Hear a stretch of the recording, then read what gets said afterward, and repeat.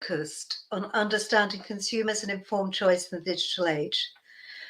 We all use social media, we all get information over the internet, but there's an overwhelming amount of online and media content that people have to select from and to choose. Consumers spend a large amount of time reading articles and tweets, but how do we make sure that we can deal with some of the problems associated with fake news and understanding the consumer in the digital age? So we have an interesting lineup of speakers today. I think we better move into the programme. First of all, I'd like to introduce Mr. Antony Cousins from Factmata in the UK.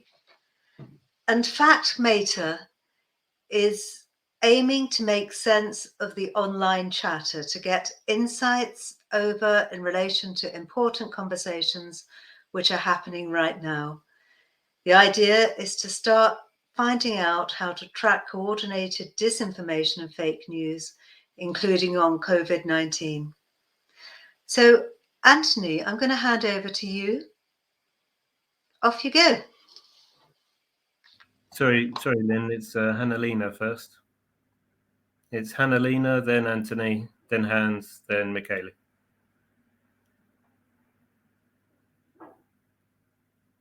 And you're on mute. Have we started? Can you introduce Hanna, please? Sorry, it's Hanna first. But no need to introduce me again. That's all good. So first of all, let's introduce Hanna Alakomi, who received her PhD from the University of Helsinki, Faculty of Agriculture and Forestry, Food Sciences and Microbiology in 2007. And Hanna has been working in VTT since 1994. She's currently Principal Scientist and Research Team Leader in Food and Process Microbiology. She is a certified project manager, and her current professional activities relate to food safety and management of harmful microbes in processes. So we have 20 minutes to hear from Hanna. I suggest we wait until the end to ask questions in the chat when we can take a roundtable. Okay, thank you. Thank you very much, Lynn, and good afternoon to everybody. So I'm Hanna-Leena Alakomi, coming from VTT, and I'm research team leader of process microbiology and food safety team. And today I will talk to you briefly about food safety and consumers. Everyone has the right to safe, nutritious and sufficient food. However, globally, almost 10% of the people in the world fall ill after eating contaminated food. European food safety policy has long tradition in the protecting human health and consumers' interest, and the food and EFSA and Farm to Fork strategy is at the heart of the European Green Deal, aiming to make food system fair, healthy and environmentally friendly, sustainable and also safe for the consumers. We need to provide transparent and trustworthy information for the consumers. According to the Eurobarometer survey, which was conducted a couple of years ago, the most important factors for Europeans when buying food are where their food comes from, cost, food safety and taste. Nutritional content was considered slightly less important, as well as other issues like ethics and beliefs.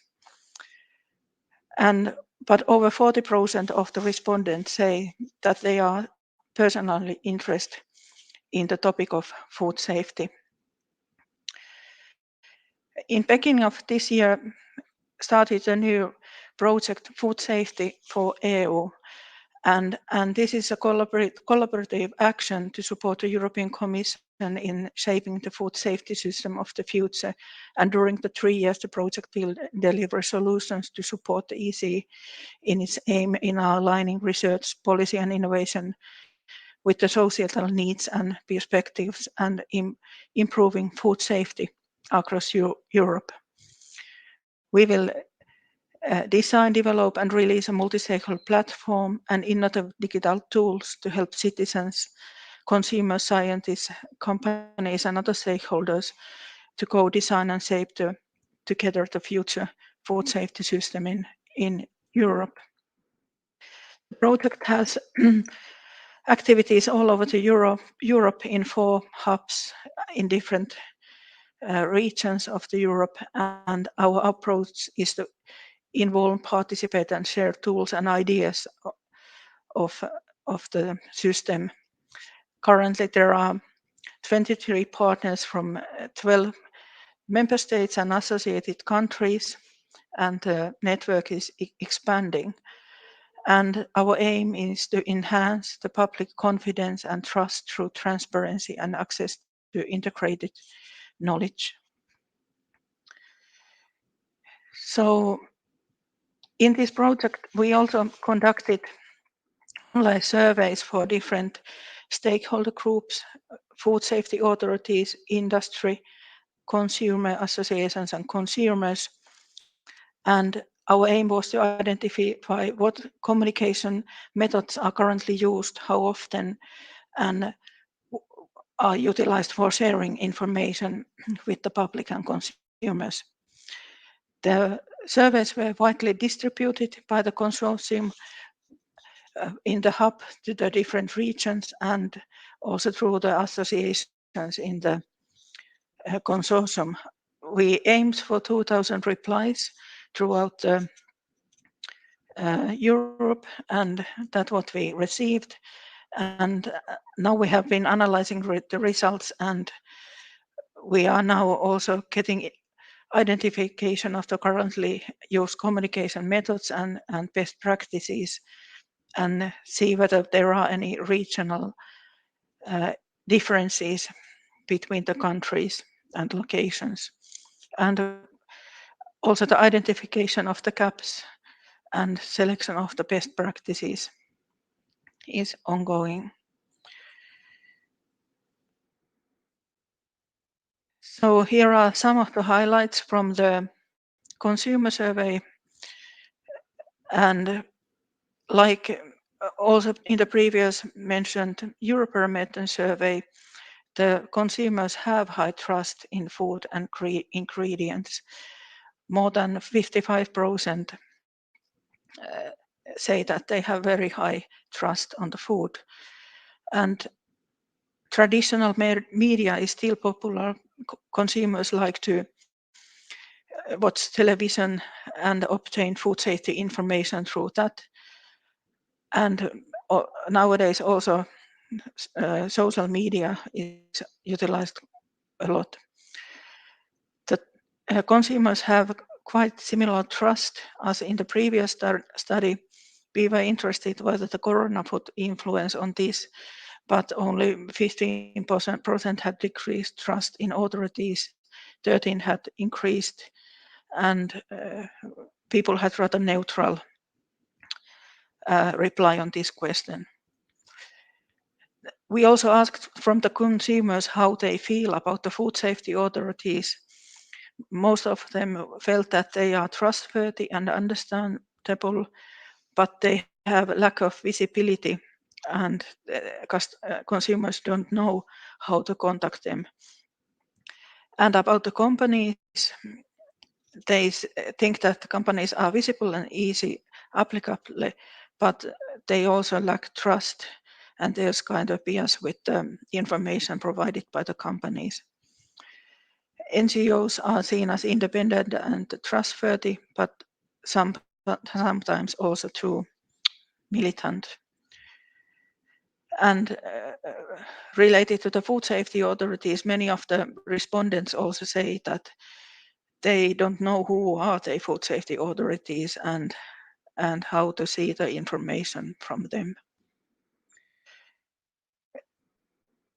Food industry, this is a figure of the communication tools they have been utilizing, and they their own web pages is still a very strong way of communication.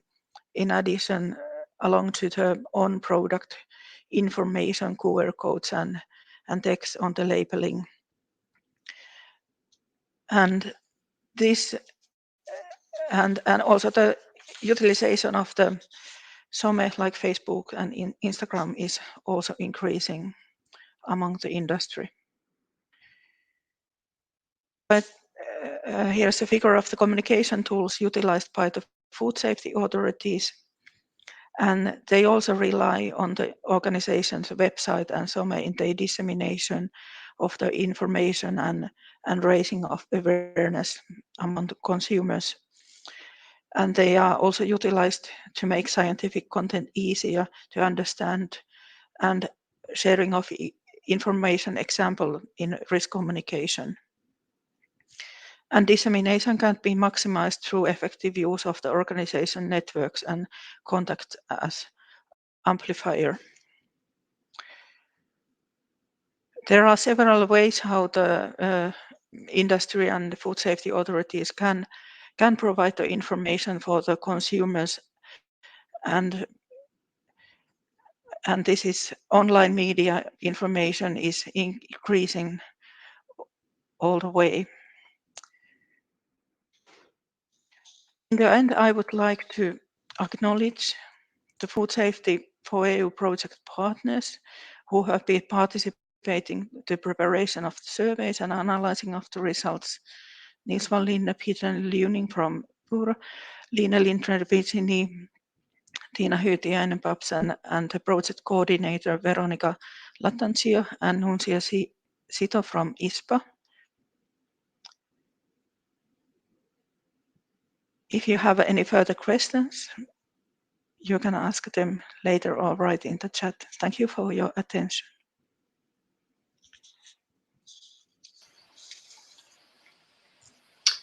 Okay, thank you very much. We have a few minutes for any questions, particularly of clarification. So perhaps if this could be typed into the chat, that would be really helpful. Or the questions. There's a question mark box on the side of your screens. So I have a question. Can you hear me? Yes. So my question is, how do you think risk perception, risk communication is changing as technological advances are occurring? Yeah, I think this technology is making more easier access to the information, and also the data sharing is increasing, and it's much quicker to provide the information for the consumers also. And like we also will hear later today, there will be different type of data mining tools and other things which can be utilized in identification of the emerging risks and information. So I think these new ways, they will give opportunity for more efficient communication. Thank you. Do we have any other questions? I don't see any in the chat or the question box. Okay, thank you very much. Perhaps we can come back to some of those issues towards the end of the session. And could we move on to our next speaker, please? Hi, Lynn. Yeah. So, Antony, I managed to introduce you as first speaker earlier. Is there anything else you would like to say about Factmata before we go on to your talk? No, I'm going to include a little bit of an explanation of that inside the presentation. So I think that's okay. Okay, thank you very much. So we have 20 minutes on malinformation in the food industry, and hopefully some questions from the audience, either in the question box or in the chat, and we can pick this up at the end of the session if we have time. Over to you, Antony. check my slides work. So declaration of interest. I'm probably the only doctor not on the panel, but hopefully it's still interesting because I'm kind of right in the space of disinformation and misinformation, but from the technology perspective. So I'm the CEO of Factmata. We are a disinformation and misinformation kind of technology firm. So we're actively out there trying to identify this kind of content for our clients. So there's that. Also to outline, I'm an ex-British civil servant. So depending on your view on British civil servants, that may or may not taint what you're about to hear. So firstly, I would explain, as I said, I will explain a little bit about what Factmata does. So we use artificial intelligence, machine learning, and NLP algorithms to basically decode the internet. So in terms of the kind of content that Hanna was talking about, the kind of the sharing information online, whether it's on Twitter, whether it's on Facebook, on social media feeds there, whether it's on articles or blogs or discussion forums like Reddit, that's the kind of information that we're out trying to harvest and collect. And we basically look through all of that content and then organize similar opinions into what we call narratives. So this is how we help people understand what's being said and what's being shared online. So in this case, we can see here on the left-hand side, there's 3 different opinions here from 3 different people on 3 different platforms. And they're using different words, but the meaning of those words is the same. What they're saying is vitamin D prevents infection. So that's kind of an example of what we do at Factmata, is basically trying to find what those opinions are from consumers and members of the public, and then grouping them together into this kind of human manageable amount of content, this narrative. So you don't need to look through the 245 opinions, or for any of you online that are familiar with media monitoring software, the ability to go out to the internet and find all of the mentions mentioning your brand is a bit of a minefield, because whilst you can be really good at getting the underlying mentions, the actual analysis of those takes a lot of time. It's basically manual effort to read through each of those and understand what are people actually saying. So effectively what we're trying to do here is organize that, and my slides have disappeared slightly. Just gonna make sure where those have gone. Hey, there you go. Thank you, whoever that was. So yes, so that's what we're trying to do, is basically make sense of the internet. And we're doing that for companies specifically who are interested in misinformation and disinformation, because trying to track individual opinions related to, basically sharing fake news or sharing misinformation is really difficult. But once those become a narrative, once they become enough that you can actually track them, that's when it starts to get interesting from a risk perspective from brands. So I'm going to talk a little bit about the kind of reason you might want to care about that, which is campaigns like this one, right? An ill thought through Oreo campaign leading to potentially their entire brand getting boycotted or cancelled. And this statistic here, 64% of people who will boycott a brand solely because of its position on a social or political issue. So the scary thing about that particular stat is that that's from an Edelman survey in 2018. That's actually really before cancel culture really started to take off. So I guarantee you that statistic now is significantly higher than it was back in 2018. So this is interesting because obviously this is happening online. These campaigns start online, they grow online, but this can impact any company, including in the food industry, as Oreo found out. So it doesn't matter whether you think you're non-political or not. Making sure you're aware of what you can be targeted for is really important to make sure you're able to respond effectively. So to make that really important, this is the reason why we're in the business we're in, is because online and in social media is where these kind of campaigns start and where they grow. And what kind of campaigns? What kind of misinformation? So some of this you'll be more familiar with. So health fraud, food fads and diets. I mean, I imagine a lot of people online right now, your kind of brands and your companies are involved or targeted for this kind of stuff. You get aligned with this kind of content, whether you like it or not. But some of the misdirected health claims and new forms of misinformation, which you might not be as familiar with, but which you need to, and this is kind of, our pitch to the world is you've got to be prepared for this. You've got to be able to identify this kind of content. So the crossfire misinfo mentions, which I'm going to give you an example of, and the targeted disinformation campaigns, which I'm going to give you an example of as well. So this is the broader scope of what brands in the food industry now have to deal with, as opposed to potentially just the health fraud and the food fads and diets maybe that they were previously thinking about. So I'll show you a couple of examples of kind of these new forms of misinformation and disinformation and how they impact on the brands. So here, misdirected health claims, right? This is really come to the fore because of COVID. But you can see a little extract from our tool here, which identified This was a query running for a client looking at kind of COVID-19 claims, finding a specific narrative that garlic apparently is great at preventing COVID. Likewise, lemons. Look elsewhere, you'll find ice cream. And you can see the number of opinions here that are aligning to this particular narrative and the popularity of that. So, the idea that you need to be on the lookout, not just for every kind of random mention about you, but where those narratives start to take hold and they start to get shared more than they are being created. That's when that narrative is going viral. And that's where that narrative might be causing you concern, because, if you're a producer of garlic, what is your line on that? If that becomes such a narrative, and it will jump from social media to the traditional media, what is your line on that? When people are asking you, hey, I want to use your product because I think it's going to cure my COVID, are you prepared to answer those kind of questions? And are you prepared specifically to answer those kind of questions in the forum of the traditional media, when journalists start picking up, and they will, whether they believe it or not, they will start repeating those things they see online because they feel like people have had enough of a question, they want to get answers for it. So it might not be true, but making sure you're ready to respond, because if you don't, at the end result of this, if you don't, you could be putting lives at risk, because there's people are choosing to use your product which doesn't cure COVID in place of something that does. So making sure you're ready and able to respond to these kind of claims is super important for these misdirected health claims.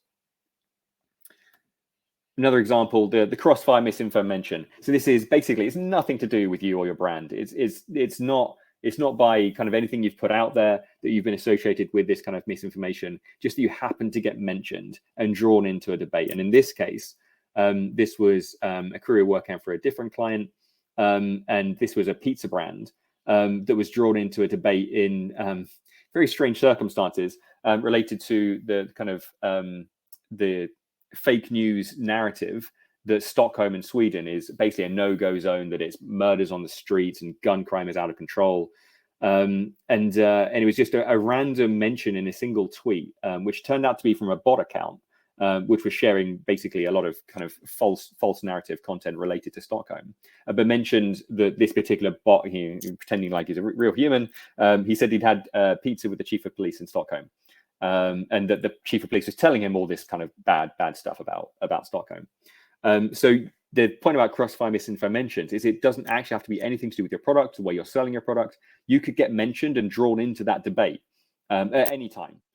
So making sure you're able to spot those narratives early, and that you've got your line to take ready to go. Because if you don't respond, or silence isn't always an answer to those kind of narratives, because if you don't respond, you could be complicit in, by not responding, you are basically agreeing with the statements that are being made. And that could equally cause your brand some harm. So watch out for the crossfire misinfo mentions, really making sure you're on top of your mentions so that you're responding early to the randomness of some of those narratives, and you're able to kind of get your lines out quickly. And then one last example, targeted disinformation campaigns. So this is where people are making stuff up and they're targeting your brand for a couple of different reasons. Potentially because of a stance you've taken on a social or political issue, whether you know it or not. And this could be because you're involved in farming, and this is a vegan narrative, or kind of an animal cruelty narrative, or that you are vegan, but turns out you've made a mistake and one of your ingredients isn't. Like that kind of thing is really going to trigger. So targeted disinformation campaigns, but also potentially because of just where your brand is and the kind of products you're selling. And in this case, this was Starbucks, who obviously wasn't at all planning for this and didn't have any line to take for it. But it was a piece of fake news created to basically anger the conservatives in the US, claiming that Starbucks, and this is because Starbucks is seen as sort of a liberal brand, was creating drinks that would kill police officers, and with the hashtag Blue Lives Matter. Not true, didn't happen. But this fake content was created and labeled Starbucks, and Starbucks had to respond very quickly in order to shut that down. So the point I would make here is just making sure you're aware of what your brand could be targeted for from a disinformation campaign, and preparing those lines in advance and being on the alert for those kind of narratives popping up in the early days. So yeah, I think that's everything I wanted to share. Effectively making sure that you are aware there is a broader kind of in the food industry specifically, there's a broader sense of what is fake news, what is harmful content. It's not just kind of food fraud and health claims. There is broader misinformation, disinformation risks, and making sure that you're aware of what those risks could be and making sure that you are prepared for those. That's it.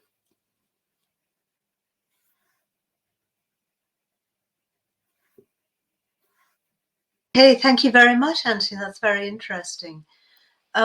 We have time for a few specific questions for Antony, if anybody would like to type those into the question and answer box.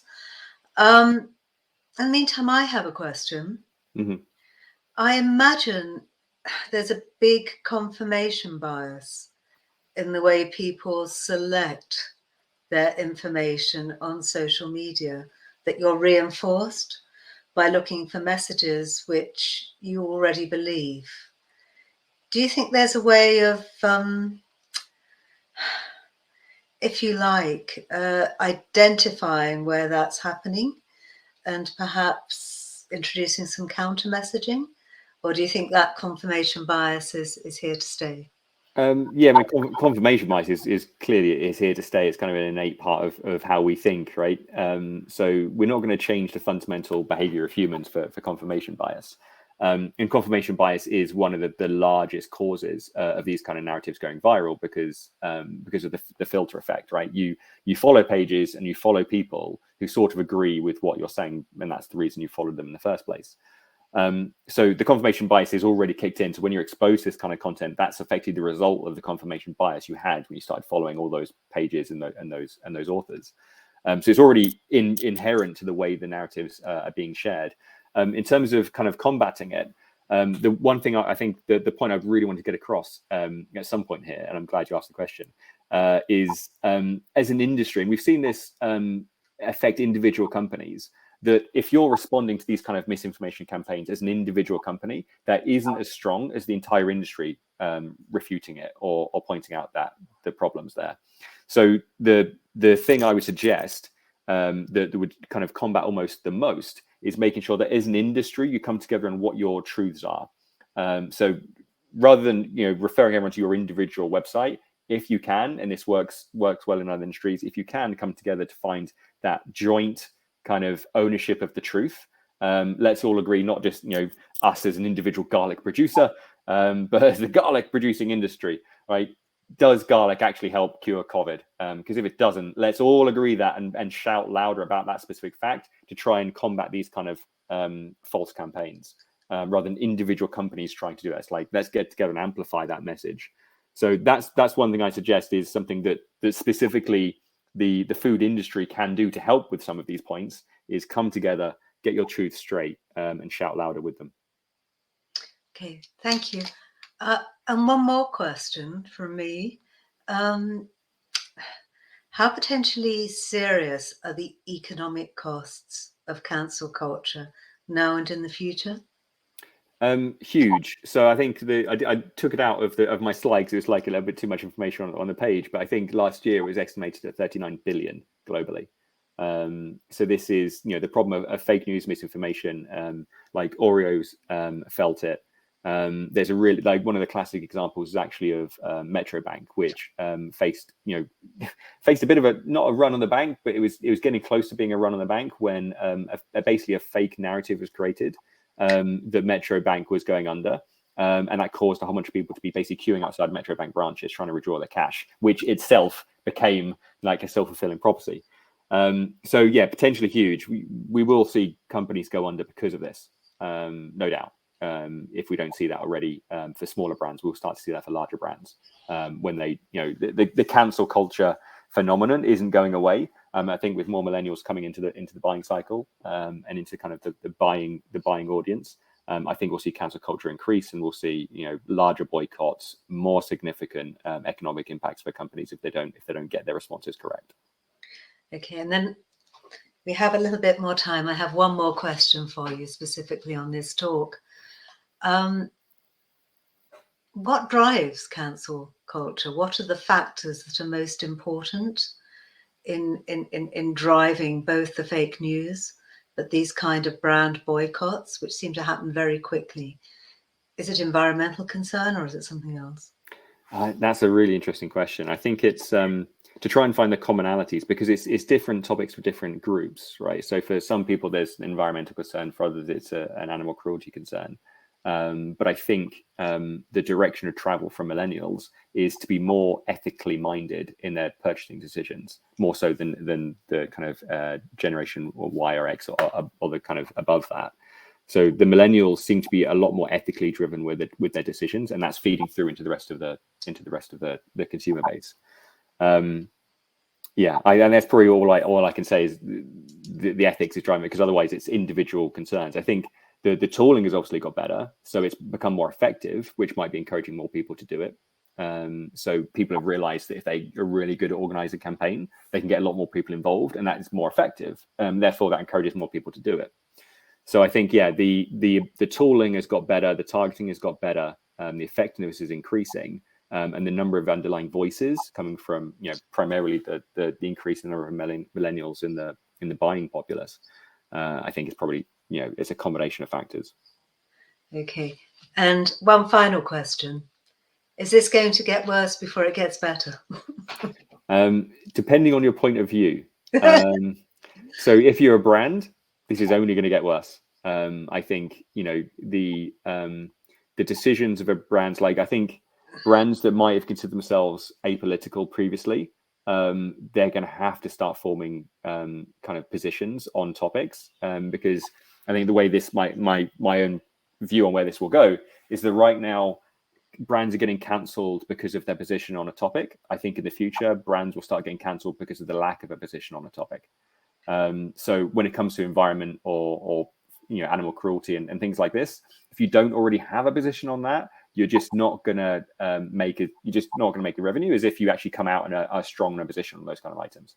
I think that's the way it's going to go in the future. It will be more segmented, more audience driven, and you're going to need to kind of find your audience and align with their beliefs, not just kind of sell to everybody regardless of belief. Is the way I think it's going to go. Thank you. And to the audience, please do put your questions into the question and answer box, and we can come back to these at the end of the session. So thank you very much. That was fascinating. Thank you. Can we move on to our next speaker, please? So our next speaker is Dr. Hans Marvin from Wageningen. So Hans studied chemistry at the Free University of Amsterdam and received his MSc in 1985. He studied biotechnology at Groningen and received a PhD in 1988. He has been at what used to be called Rekord since 1999 at Wageningen UR, and it's now called Wageningen Food Safety Research. At present, Hans is a senior scientist and is specialized in many aspects of food safety, including analysis of foods, research on safety and food fraud, and risk assessment for the authorities with an interest in food safety. And Hans is going to talk to us today about the development of food fraud media monitoring systems based on text mining. Over to you, Hans, and Yamin, who I see as a co-author on this. Thank you very much, Lynn, for this kind introduction. I'm not sure whether my camera is on. I had it on the whole time, but suddenly it dropped. So if I'm not visible, then my apologies. Thank you for this opportunity to talk, to present to you our work on food fraud media monitoring system that we have developed. And we did it together with my colleague, Yamin Buzenbrak, and we both work on the Wageningen Food Safety Research in Wageningen. And now I have to move to the next slide. Yeah, so nothing to declare. We started this research in 2014 within a EU Framework 7 project called Food Integrity. And at that time, our challenge was, can we develop an early warning tool for food fraud and also develop prediction models for food fraud, just to predict it to happen? So we started doing that in that project, and that project ran until 2018. And we still continue working on these two topics. And today I will share with you our results on the first topic, the early warning tool for food fraud. We call our tool Medisys FF, food fraud FF. And this tool was built in the European Media Monitor, which is owned by the European Commission and hosted by a Joint Research Center. And we have access to that system. And this is a very interesting infrastructure because this system applies text mining techniques to screen different types of media on the World Wide Web. And it does it every 20 minutes, 24/7, and more than 60 languages. So it's a quite powerful tool, and we were very fortunate that we were able to use it. When you go to this system, the Medisys, which is a part of the European Media Monitor, then you will see something like this. In the middle, you will see some text and hyperlinks to publications that the system has found, and the text below is a short summary of the publication itself. When we started in 2014, the system could not find specifically a publication related to food fraud. So we had to develop it ourselves. And we did it in these 4 steps. The system is based on keywords, including, excluding keywords, combination of keywords. And so we first needed to find what keywords do we need to include for food fraud. So to find those, we scanned the literature on this, scientific literature. We looked at specific food fraud articles, but also we looked in the databases like the EMA database, which is an American database on food fraud. It's called Economic Motivated Adulteration. And also in the Rapid Alert of Food or Feed, RASF, also food fraud and adulteration is reported when it was found. So we looked at the keywords and tried to find commonalities in there. And then we, with our list of inclusion, excluding keywords, we went to a number of food fraud experts and consulted them to see whether we should modify it and add new to it. Then we had a final set of keywords that we integrated within the system. And now we had this Medisys FF system. And then after a couple of days, this infrastructure starts to collect publications, blogs, but also the websites or newspapers, and it starts to collect these articles. It is not ready yet directly because you will find out that a lot of noise, a lot of irrelevant papers are collected as well. So you have to modify again, look what the filter is collecting, modify it filter to make it more specific. We aimed to have a filter, we call this a filter, this food fraud system, and that has a more or less an accuracy of 80% and of those about 60-70% relevant papers. Because if we make it too rigid, we were afraid that we were missing publication. Maybe we wanted to have sufficient number of publications. So that's why we made it a kind of flexible. So in that, indeed, after a year of testing and modifying, we had a system that could reach around 80% correct hits on food fraud. And so now there's on the Medisys, there's a filter where you can find food fraud publications. And one example is shown to the right. There's a publication on an illegal dairy. I think so. There's a food fraud on milk. Okay, so now we have this filter, and it's up and running since 2015. But there is one drawback in this system. It doesn't store the publication that it has obtained. So that means that you have to go there every day to check whether there are new publications, and then just download them and read the original papers.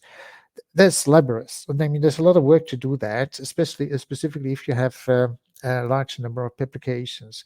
So we made that automatic, and this is shown here in this diagram. So on the top, you see our filter. And so from the EMM, we then in the middle, we made this specific filter for food fraud, and then we extracted automatically the publications and the summary that has been found and stored on our own infrastructure on a high performance cluster computing in Wageningen. So all the publications and information is stored in our infrastructure and is made visible in a dashboard that we have also on top of it. And this is an example of how it looks like. The number you can see to the left on the top is 7,238. These are the number of articles that have been collected and that are stored in the system.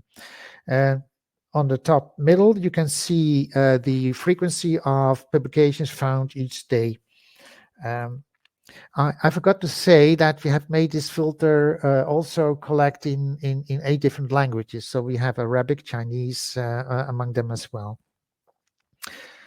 And then under on the map, you can see the world and all the countries, and that is and the darker a country, the more publications are found in that country related to food fraud. And then to the left, you can see the specific topic of the papers that have been collected. And underneath there, you can see also for 3 commodities, milk, meat, and fish, the frequency of publications over the period. And on the bottom, you have the link to the original paper. All of these panels are interlinked. So if you want to see the situation in a specific country, you just click on that country, and all the panels change, and you get all that information specifically for that country. Or you can select a specific time frame and look at those. So in summary, what we have found since 2015, when it was really operational after these modifying steps, until 2020, we have more than 9,000 food fraud articles. And these articles were collected from more than 164 countries in 41 different languages, even though we didn't have all these languages translated in our keyword sets. And analyzing all these publications, it appeared that the most product mentioned in the media as being fraudulent is meat and meat products, other than poultry. The second one was milk and milk products, and cereals and bakery products came in third. But we found hundreds of other products as well being mentioned as being frauded. So in conclusion, this database that we have now is for us the only freely available food fraud database, because the previous one, EMA, the American one, is now behind a subscription, so you need to pay for data there. The database of the information of food fraud that was present in the rapid alert of food and feed is now not available for us as scientists, because it's now in the IRSF, which is only accessible for food authorities and Joint Research Center. And the Horizon Scan is also no longer open, which was also an open database where you can find food fraud. Is it used? Yes, of course. This system is used by ourselves for scientists for looking at trends and that kind of stuff. But also the European Commission Joint Research Center use the filter for informing the member states on food fraud in a monthly newsletter. And finally, I would like to acknowledge the team that we are that has done many part of this work, which is Yamin Buzenbrack, already mentioned him, Anand Gavai, Ninjing Liu, Leonieke van der Bulk, Van Zhu, Lucas Wouter, and myself. Thank you very much for your attention. Hans. If you have any questions for Hans, could you type them into the Q&A box, please? I have one question. Do you think that crowdsourcing social media analytics can identify emerging food safety risks? Or do you think that actually a lot of this information, as we saw from our previous speaker, Antony, is so unfactual that it actually might obscure the identification of emerging food risk? Yes, I think so. Thank you very much, Lynn, for this interesting question. Yeah, I think it can, because you can pick up discussions and reports reporting new things that you are not aware of, and using AI. For example, we used word embedding on these publications on a specific topic to find new chemicals and new products that we were not aware of, that were on the market and that were discussed in this either blogs or in publications. So yes, I think so. And how would we access that information? How would we synthesize it into something usable, given that the way that people express sentiment is very different, and the machines aren't very good at decoding sentiment as yet?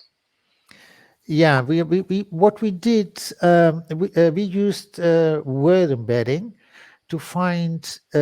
So first of all, you need to collect all this information. So you have these publications and you have these discussions and this text. And within this text, there are technologies that can find relationships between words, and by doing that, you can find new things, but they cannot do it by themselves. I mean, you need experts. First, the algorithm finding the things and then making you aware, and so and for the experts to judge on it. And we use word embedding on these kind of publications, also in the scientific literature, to find things that we didn't know. So emerging things. Okay, so I mean, the example that I always come up with, think of the politician of your choice, and then if you look at that person makes me feel sick, that certainly isn't the identification of an emerging food risk. So I still think that element of human interpretation is quite interesting. Yeah. Can I check if there's any other questions from the floor in the Q&A answer box? And if not, perhaps we could move on to our next speaker. No? Okay. We'll Hi, have. Lynn. Sorry, yes, there is a new one from Mary Escala came through. It just says, does the tool also show in which regions of the world there is most food fraud? Okay. Yes, we can see that on the map. Well, yeah, what we when we analyzed these food fraud publications, we were a little bit surprised that, because generally these publications were on food fraud in their own country, in that region, and not talking about food fraud elsewhere, because that's what we also thought, for example, with the horse meat fraud. So generally, the publications are on food fraud in its own country, and so we from the publications we can identify where these publications appear, in which country. So yes, we can find regions where there's a higher number of food fraud publications in the media, and apparently also food fraud itself. And for example, a country like Egypt is scoring quite high in our system. To be devil's advocate, perhaps for some countries it's more of a socio-historical issue than in others, so it would get more media attention. The case I'm thinking of is melamine in China. Yeah. But China is not the height. Well, it depends, of course, also what comes in the media itself. Yeah, so it can be a self-fulfilling prophecy. Yeah. That is all very interesting. Thank you very much. That was fascinating. You're welcome. Okay, and our last speaker in this session. So our last speaker is Dr. Michele Suman from Barilla SPA. And Michele has interests in analytical food science. He obtained his analytical chemistry degree, summa cum laude, at the University of Ferrara in 1997. This was followed by a master's in science, technology and management, and a PhD in science and technology of innovative materials from the University of Parma.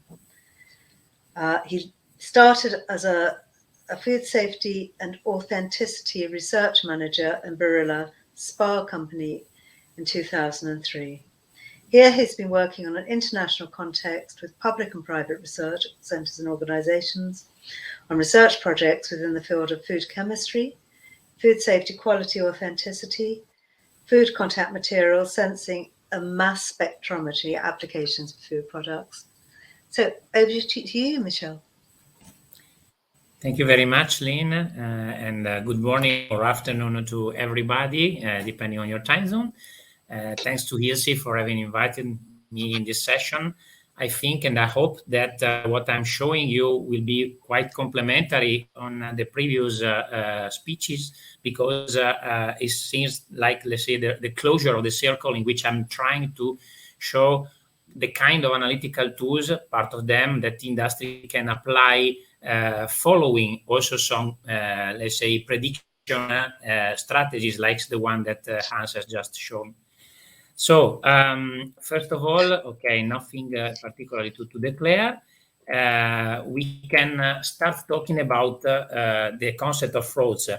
In the industry, but also in the history, this is something that is very, very common, and it started since a long time, since Romans and even before. But for all these centuries, the real particular aim is the economic gain, combined with the opportunity of finding the right place in which perpetrate the fraud. The impact in the industry could be on food safety, and if it is the case, you can imagine how it could be dangerous. At the same time, even if it is not going directly to the food safety risks, it absolutely creates a very negative impact on the brands and the loss of the consumer trust. And sometimes you cannot dimension the economic losses that could go for years after having obtained this kind of loss of the consumers. So if we consider the kind of scenario that the industry has to face, you have to imagine that we have a first kind of complexity, which is represented by the supply chain. It means that the opportunity to perpetrate the fraud could be more and more, let's say, easy because the supply chains, especially in the last decades, are more and more complex, with a lot of different steps, with a lot of different import-export on globalization. So there are a lot of potential points of risks that are, let's say, multiplicating in the last years. The other kind of complexity is the complexity of the foods, because industry has to face the need and the request from the consumers to demonstrate the authenticity of a complex food.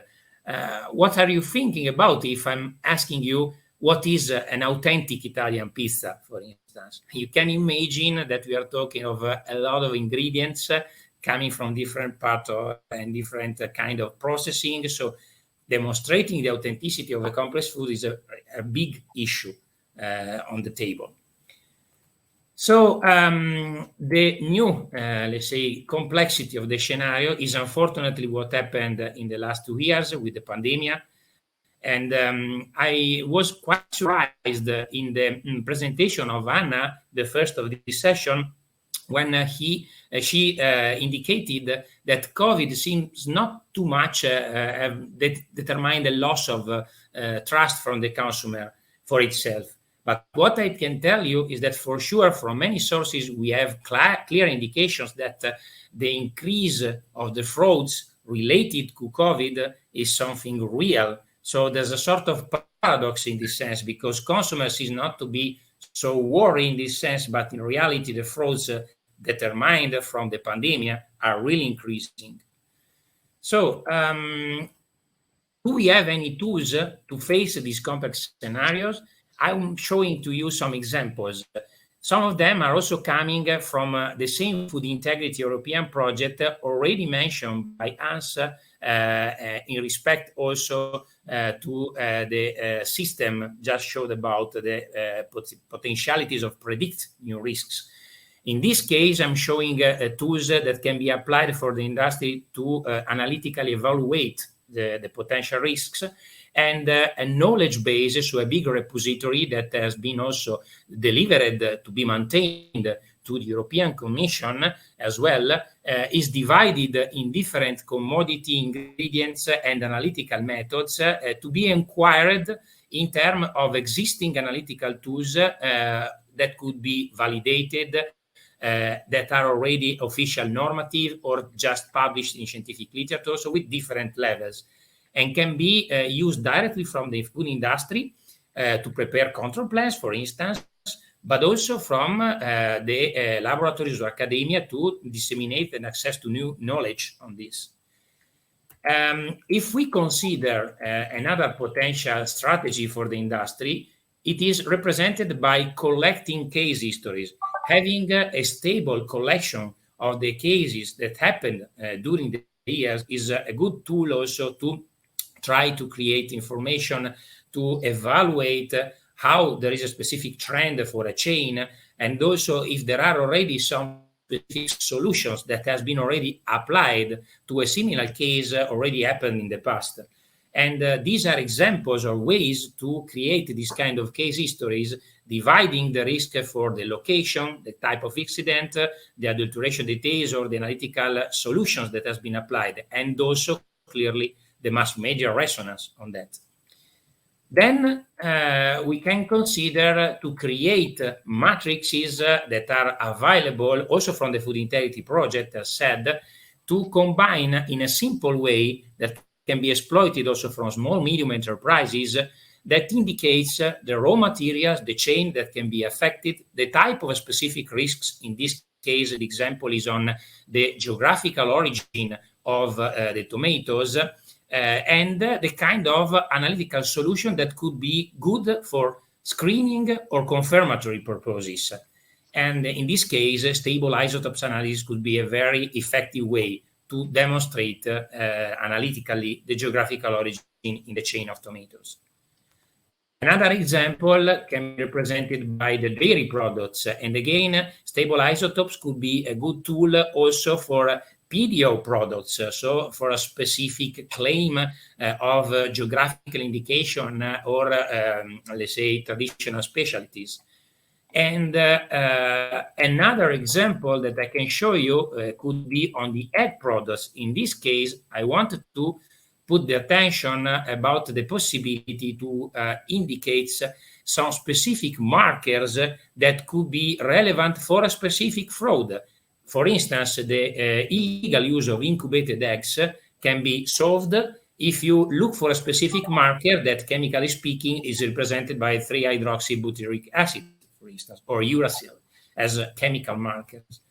And more in general, we have available indication of the kind of analytical techniques that can be applied to a specific problem and specific chemical markers that can be used for a specific need, like the examples that I'm showing here to you for what concern the dairy.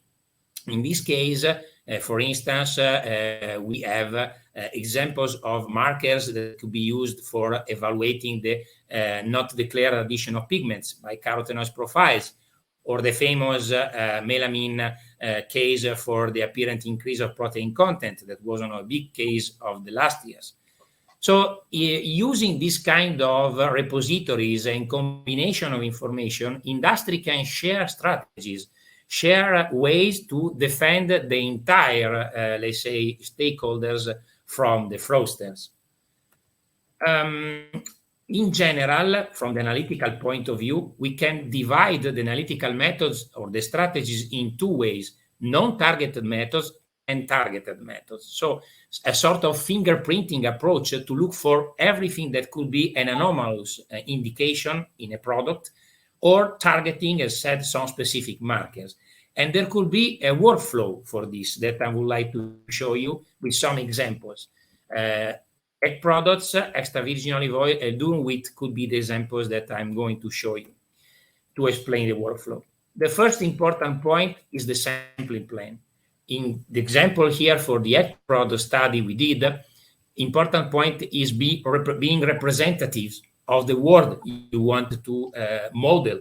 And in this case, you see that for creating a model of prediction, you have to take into account of different suppliers, different lots and delivery dates, different conditions. And then when you have created your non-targeted model analytically, you have to identify new sets of samples, new batches that can be used for validating the model. And then you need to, let's say, take into account also create the right models of the frauds you have to avoid. Sometimes you need to become, let's say, for a little moment, a fraudster for yourself. Like in the case of extra virgin olive oil here, when we were forced to create a sort of pilot laboratory to mimic frauds, soft frauds, or deacidification or deodorization of extra virgin olive oils, in order to train our instruments to recognize the real risk that you can find on the market. And then there is the need also of the official sampling sometimes, like in the case of the wheat here I'm showing you, in terms of working on different seasonalities, different harvesting campaigns, because your analytical approach should be independent from the harvesting campaign and the fact that the climate changes, the weather, the condition of growing could change from a year to another. And you have to take into account also of this variability.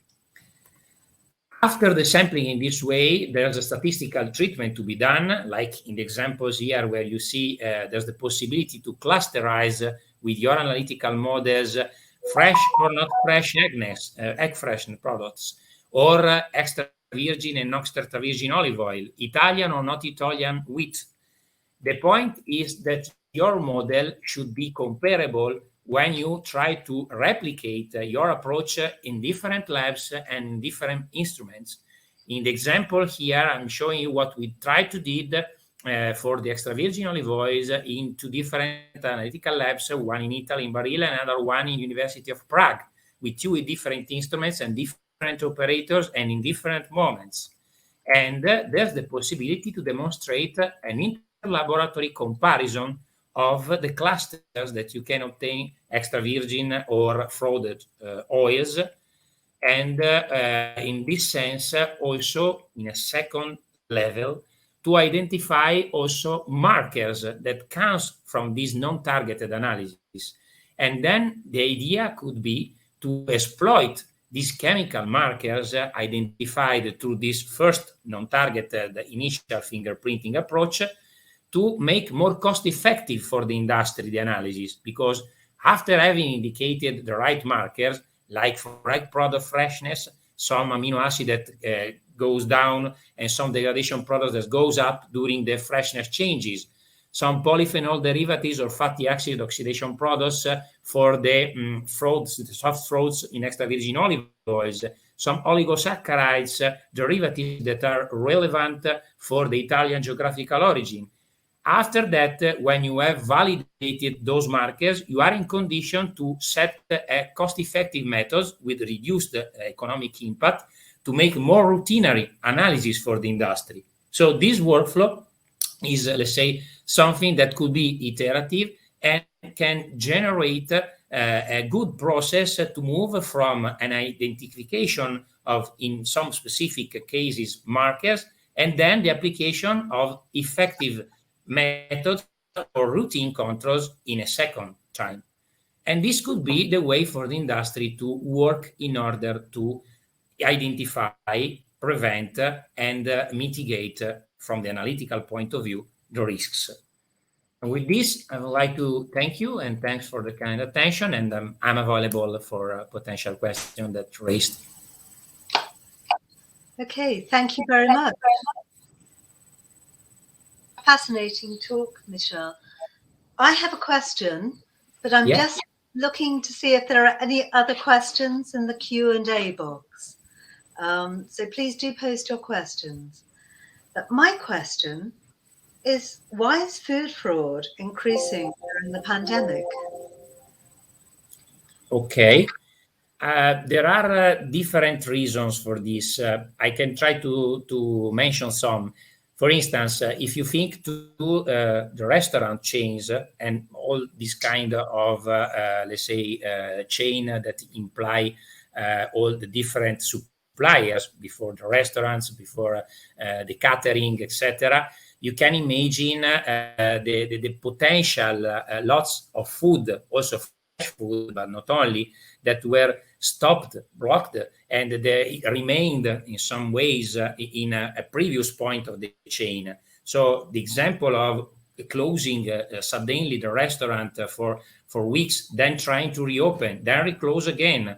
This kind of situation determined a potential incredible tons of product that in some ways someone would like to reintroduce in the market and in the system. And this could be just an example of the risk that COVID could have increased. There are others, but I think that this could give you an idea what I mean. Thank you. And there is a question for you here.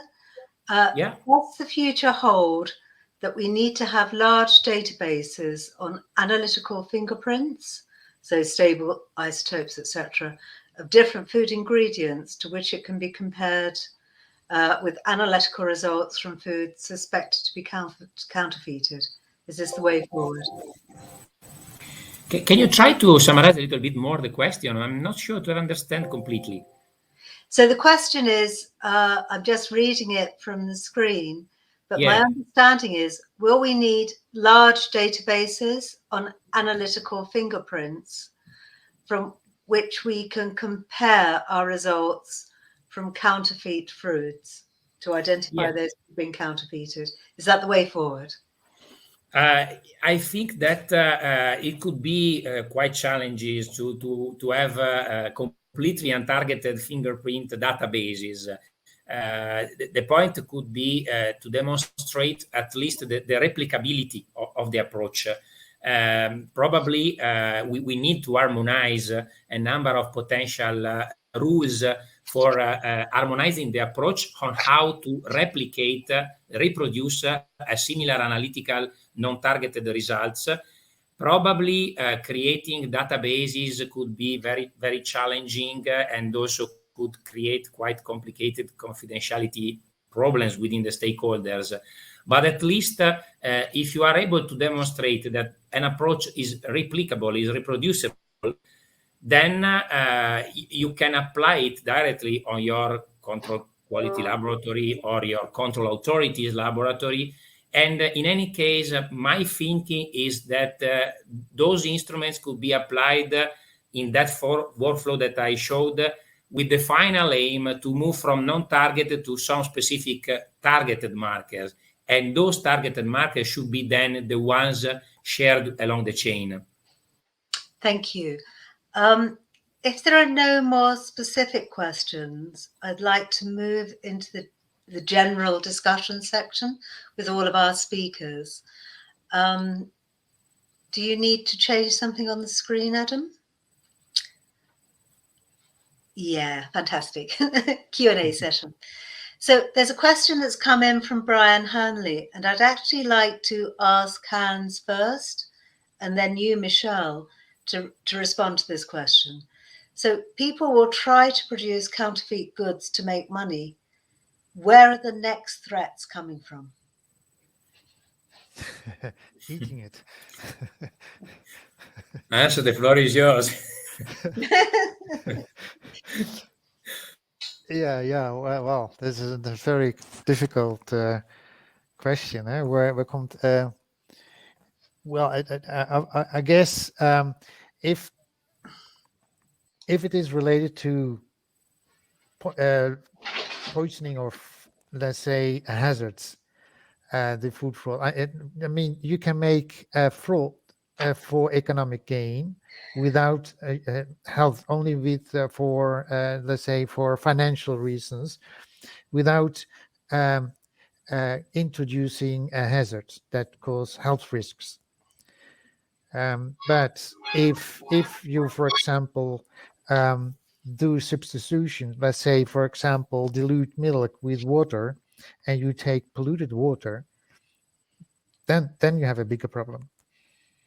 And so if pure water is diluted, okay, you are not allowed to do it, because then you are cheating.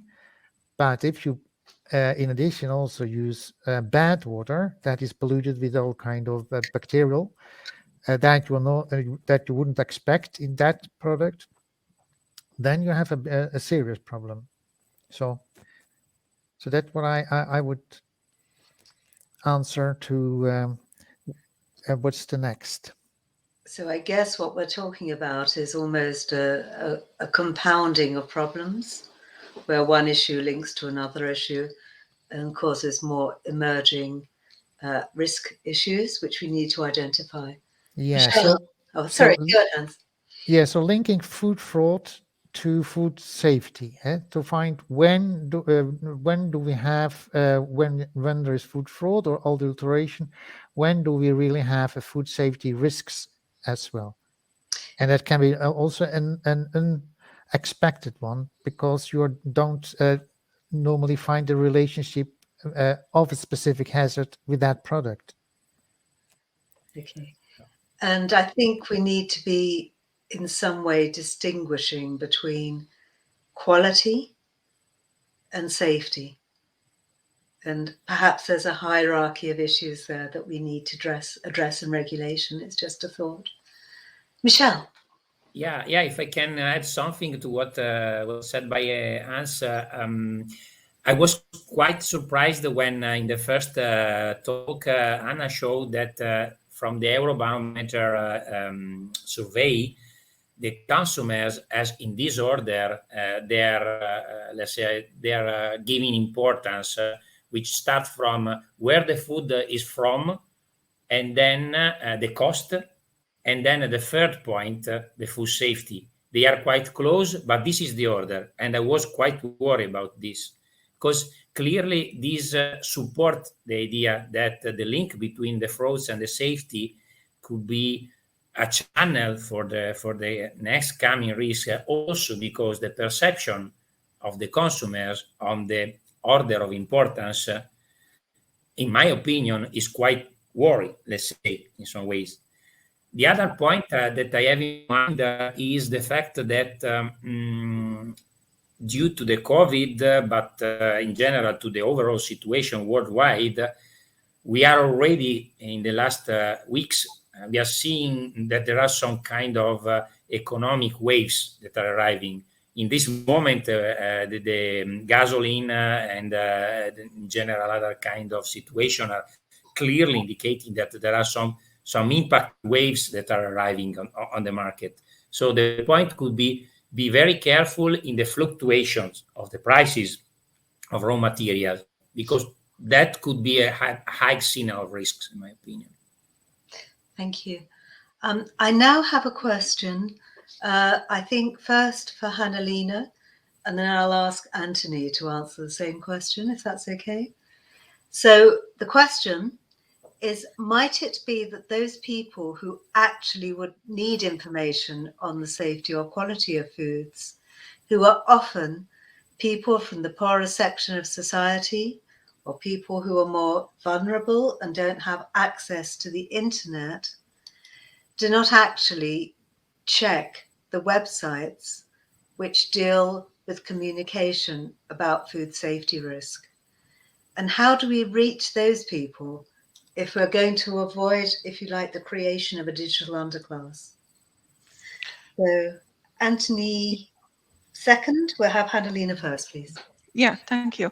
Yeah, important questions, and definitely there are different target groups, and we need to take in account all of them, and also, for example, like translation of the different messages that we have, we need to provide information in several languages and for different target groups, and utilize several ways these traditional TV and radio and newspapers and also infographics, and which are very clear, which people can understand. And I think this is a problem. And if I may, one comment to Michele also about your discussion. I agree that these what are the future risks? It's a big question, but I think it's not only linked to the food itself and like the microbiological risk, and it can also be something coming from the like these recent ethylene oxide things related to decontamination of the product in order to make it more stable and the quality of them better. So I think there are several points which need to be taken account, and also the industry and authorities need to be awake, because it's a complex and combination of several topics, and how to communicate this to consumers, and so that we don't lose their trust, but we still wake up them about the importance of this topic is very important. Okay, thank you. And Antony. I think I come back to one of the points made previously around making sure the industry comes together about some of those facts about food. I think, if you're thinking about, sort of my own background, right? A single mother family, is she going to go and look at the backs of the boxes and find the websites for all of the 7 different kind of providers of the different boxes of foods that she's cooking for a meal? Almost certainly not. So making it easier for her to get access to those facts would be helpful, but I think that's only part of the solution. The other challenge is that the kind of information those kind of individuals are getting is going to be shared from other people on social media. So whilst they're not going to actively go out and go to the sources of those information, to the websites, the individual websites of each of those providers, not going to happen. Maybe they'd be more likely to go to a single place if you could get lots of information about lots of different kinds of foods. But primarily, I think the challenge is preventing the misinformation getting to those same people. So from her friends and from her family or whatever, those kind of people are going to be sharing things that they see themselves, and going back to the confirmation bias, especially conspiracy theories or things that sound dangerous. Oh, don't eat this because it's going to cause X, Y, Z. I think getting on top of those false narratives earlier and combating those false narratives, and then being able to direct those people, getting involved in those conversations and directing those people to a single central industry-wide set of information or facts would be super useful. And I know that's, it sounds really simple, but getting, the food industry to agree on facts and share that voice would be lovely. But that's my suggestion.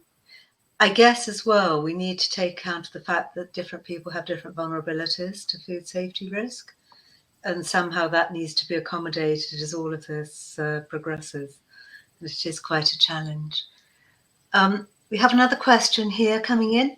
The labeling is one of the easiest ways to falsify food. How does that relate to chemical analysis or text mining tools? So I'll go to Michele first, please, and then Hans. Okay. So I think that the fraudster that would like to go for this relatively easy way just to change the label, say, had to be very careful in the last period, because we now have surely a lot of chemical tools for fighting this kind of fraud, and I'm sure probably that also the text could be, but from the chemical analysis point of view, surely, as I showed you, if someone is just changing the label of wheat saying this is Italian wheat and in reality is not, or changing the label with extra fresh egg products. In reality, we have markers, we have analytical strategies to check inside the food and demonstrate the risk of mislabeling or a deliberate change of the label claim or the label indications.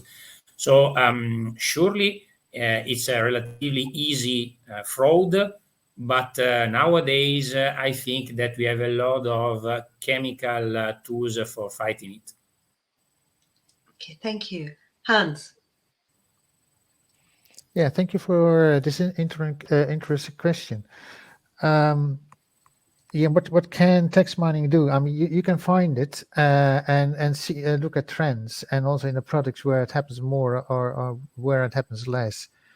But as my previous speaker explained, I mean, you have to detect it. If you want to really detect it, you have to do it chemically. Yes, you have to test using a lab work.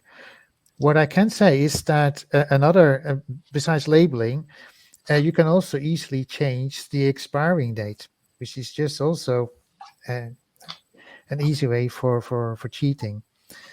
And we have picked up with our system that is an increasing trend, that more and more in specific regions in the world, fraud with expiring date is happening. So you can pick up trends from web, but you cannot prevent it. Okay, thank you. Are there any more questions from the floor? Could you put them in the Q&A box, please? I'm going to put our speakers on the spot, one by one, and I'm going to ask you what you think the most important issue for consumers and food safety in the digital age actually is. So what's the next big thing? What do we need to worry about, or indeed even celebrate? So who should I pick on first? Should I go through the speaker order? Hanna-Leena, do you have any thoughts on that? Yeah, thank you. Quite large question and a very, very important question also. So, but I think that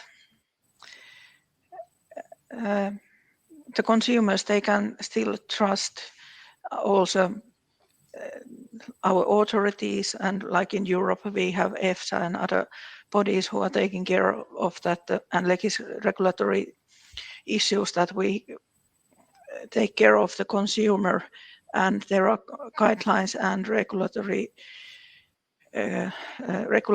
for industry and manufacturers and all the food chain operators that they have the responsibility of their products and they need to be safe for the consumers.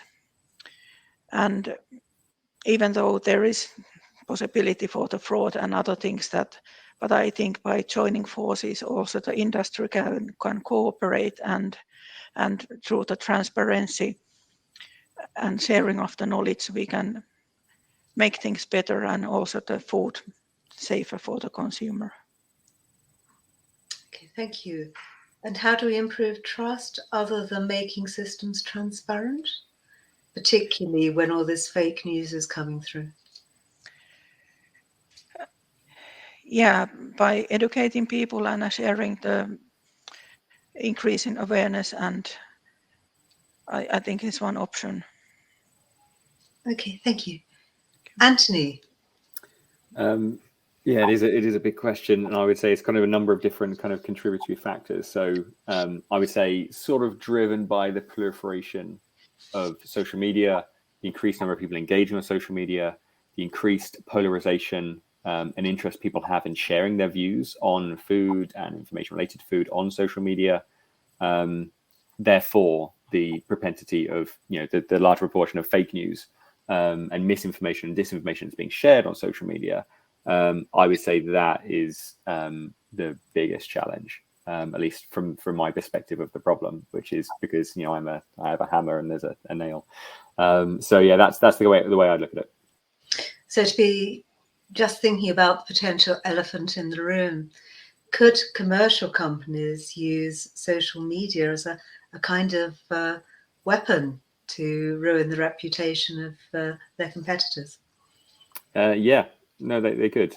We have like an ethical framework for who we'll sell our product to, based on seeing some experience or proving that company is more responsible with the truth and with the facts. But for sure, companies out there will start to get a bit more militant, I think, and mercenary as they see the opportunity in doing so. So yeah, I think that will be a problem. Thank you. Hans? Yeah, whether this the most worry for the consumers, I think it is at least a worry for me, and I'm also a consumer. And I think it is related to Antony's work. What message can you trust? What is true and what's false? But not only on the text, which you can read, but also videos. I hope that Antony, that your company also can do fact checking on videos, because nowadays with these fake with the technology, they can really make people say things that is completely nonsense, and so you can. I think that's the biggest worry. What is really the message of the sender? Is it the true sender or is it just fake? Yeah, so deepfakes is a whole other area. Yeah. There's a whole company specializing specifically in that kind of content, which we're kind of talking to, working with, but we're very much kind of text based. So we're, it's too big a problem for one company to fix it all for everybody. And we're very much focused on kind of social media content, so Reddit, Twitter, Facebook, written word content. But we are looking at some companies who do really good transcription services, so they can understand what is being said. But whether or not that's kind of the messaging. But you could have a deep fake video which comes from someone who purports to be someone that they're not, but the content might not actually be untrue. It's just that the sender has been falsified. But you can also have content where the sender is falsified and also the content is untrue. So it's a real challenging area. And I think you're right that it's adding fuel to the potential kind of fire of misinformation. That you've now got really engaging content. You don't have to sit down and read it, right? It's just presented in your Facebook feed. So yeah, that's a real challenging area. I mean, really interesting technology is actually coming around to allow kind of authorized providers, so like newscasters and things like this, the ability to use blockchain to basically or kind of authenticate the origin of the video, and they can share that with each other. But it doesn't help with user-generated content, like you could film yourself having some conversations with people who turn out weren't even there. So yeah, very, very challenging. And you're right, it's going to be a really big problem.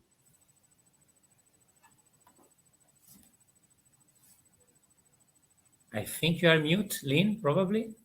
Oh, so I don't see any more questions in the text book, in the chat box and the question and answer box. Michele, you have the last word, and then I think we'll wrap up. Okay, just adding something more about my idea of how to look for the higher risk in the next future is to stay as much as possible on, let's say, lateral thinking, not only in the meaning that is usually applied in the industry to be creative, let's say. Lateral thinking in this case in order to try to look to the unexpected on relatively, let's say, less emphasized raw material chain. I mean, if I'm asking what kind of chain you think surely is under risk of fraud, you can answer honey, for instance. But what about 1 year ago, if I say sesame seeds with ethylene oxide? I think that most of the people were not thinking to sesame seeds and to this kind of frauds that is under the media for months, let's say, and is affecting an incredible number of food products and commodities now. So and is also a safety risk at the same time, as you asked. So I think that we should be careful into ranking the food chains, clearly look to very high added value product like spirits, extra virgin olive oils, because it's clear that there's an high economic gain. But probably you have to be more careful about less added value chains, but as much as possible not so expectable, because from those points could be the highest risk that we are not thinking about. Okay, thank you very much. As there are no further questions, I'm going to close the session now. So it's been fascinating. My one conclusion is that I think we can expect a lot more problems that need solutions as a consequence of the technologies that we're developing. And this applies to emerging food risks, authentication of counterfeit foods, trust in food safety systems, and potential for social exclusion of people who don't have access to those digital services. So I'm going to say thank you very, very much to our speakers, Antony Cousins, Hanna, Leena, Alakomi, Hans Marvin, and Michele Suman. If anybody in the audience has further questions or queries, just let the folks at ILSI know, and I'm sure we'll pass them on to our speakers. But a hearty thanks to you all, and we very much appreciate your time and inputs to what has been a very fascinating session. And despite some of the technological problems we've had in the digital age in getting our virtual seminar going, I think it all worked out very well in the end. So thank you very much, everybody. Also the folks at ILSI for organising this. So Thank you. goodbye to Thank everyone. you very much. Thanks, everybody. Yes, Bye. Thank you Bye. very much. Bye.